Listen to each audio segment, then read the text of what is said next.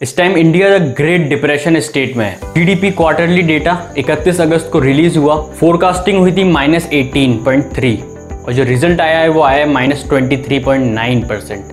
कुछ लोगों का मानना है कि इस रिजल्ट के पीछे ये पैंडेमिक है, मतलब कोरोना वायरस की वजह से ये रिजल्ट आया है। 30 नवंबर 2018 में Q2 से शुरू हुई थी गिरावट, जहाँ पे जो रिजल्ट था वो था 7.1%। तो एक चीज़ तो साफ है कि भारत की इस इकोनॉमी का रीज़न, इस वर्स्ट इकोनॉमी का जो कॉज है वो कोरोना वायरस तो नहीं है। मतलब ये वी कर्व तो नहीं है। वी कर्व होता है एकदम से इकोनॉमी का गिरना और एकदम से वापस ऊपर जाना, जो चाइना के साथ हुआ। उनकी इकोनॉमी एकदम से नीचे आई और एकदम से वापस ऊपर चली भी गई। माइनस में सिर्फ हम लोग हैं, चाइना अभी भी पॉजिटिव में है। हमारी इकोनॉमी 2018 से हर क्वार्टर के साथ साथ नीचे आ रही थी, एक्सेप्ट 2020 के जो थर्ड क्वार्टर था, जहाँ पे 4.5% से 4.7% का रिजल्ट आया था।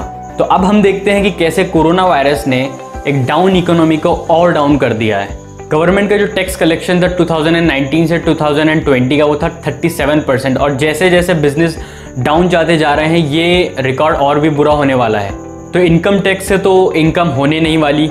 Economy depends on consumption. Consumption पे डिपेंड होती है देश की इकोनॉमी।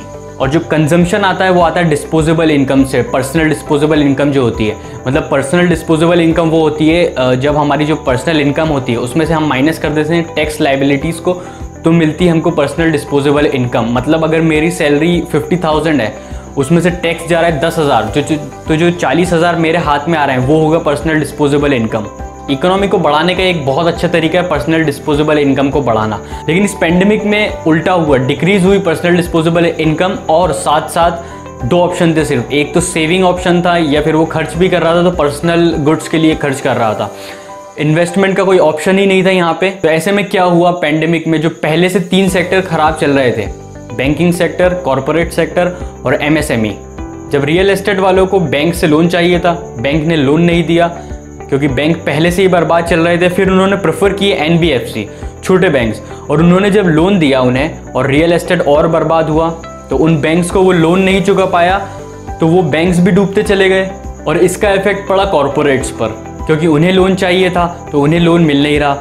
और इनकी वजह से MSME पर बहुत बड़ा इफेक्ट पड़ा, क्योंकि जो MSME होता है वो सर्व करता है कॉरपोरेट्स को। और जब ये 3 बड़े सेक्टर बर्बाद होंगे तो फिर सिंपल सी बात है कि एम्प्लॉयबिलिटी डिक्रीज होगी। अब गवर्नमेंट ने क्या किया, लास्ट ईयर लगभग 1.5 लाख करोड़ की उनको टैक्स कटौती की। ये प्रॉफिटेबल था उनके लिए। राहुल गांधी ने एक बात कही थी कि ये देश गिने चुने कोई लोग चला रहे हैं। इंडिया में 2% कॉरपोरेट्स हैं सिर्फ। तो जब टैक्स की कटौती मिली उनको, तो वो तो प्रॉफिट में रहे, लेकिन जो 98% इंडियंस थे, फार्मर्स, पब्लिक, लेबर, विलेजर्स, उनके पास पैसा आया नहीं। पैसा नहीं आया तो उन्होंने खर्च नहीं किया। अब 98% लोग देश के खर्च नहीं करेंगे तो इकोनॉमी कैसे चलेगी। इकोनॉमी को अगर इम्प्रूव करना है तो कंजम्पशन करना होगा, एक्सपोर्ट करना होगा और फॉरेन इन्वेस्टमेंट पर फोकस करना होगा। अगर ये चेंज नहीं आता आने वाले टाइम में, तो हम वी कर्व कमबैक नहीं कर पाएंगे जो चाइना ने किया। हम एल कर्व की तरफ जा रहे हैं। एल कर्व क्या होता है? एल कर्व वो होता है जब धीरे धीरे आपकी इकोनॉमी नीचे आती हो और लंबे समय तक नीचे ही चलती है। और इस डेटा को देखते हुए ऐसा ही लग रहा है, क्योंकि ये Q1 का डेटा है जिसमें कॉन्ट्रीब्यूशन MSME और अनऑर्गेनाइज सेक्टर का नहीं है। जब Q2 में इन 2 सेक्टर का भी कॉन्ट्रीब्यूशन देखा जाएगा, तो जितने भी इकोनॉमिस्ट हैं इंडिया के, जितने भी अर्थशास्त्र हैं बड़े बड़े, उनका कहना है कि ये -30 से -35% तक ये रिजल्ट पहुंच सकता है। क्योंकि अनऑर्गेनाइज सेक्टर्स और MSME सबसे ज़्यादा जो इफेक्ट पड़ा है लॉकडाउन में, वो इन्हीं पे पड़ा है। जब इनका कंट्रीब्यूशन ऐड होगा Q2 में, तब इसीलिए मैंने कहा कि ये एल कर्व होगा। मतलब इकोनॉमी नीचे आई और लंबे समय तक ऐसा लग रहा है कि नीचे ही रहेगी। MSME का जो GDP में कंट्रीब्यूशन होता है वो 30% से 35% होता है। जितने भी बड़े इकोनॉमिस्ट हैं इंडिया के, उनका मानना यही है कि Q2 Q1 से भी वर्स्ट होने वाला है। तो ये एक सिंपल सा एक्सप्लेनेशन था। अगर आपको वीडियो पसंद आई और आगे भी आप ऐसे वीडियोस देखना चाहते हैं तो चैनल को सब्सक्राइब करें और इस वीडियो को शेयर करें। Thank you.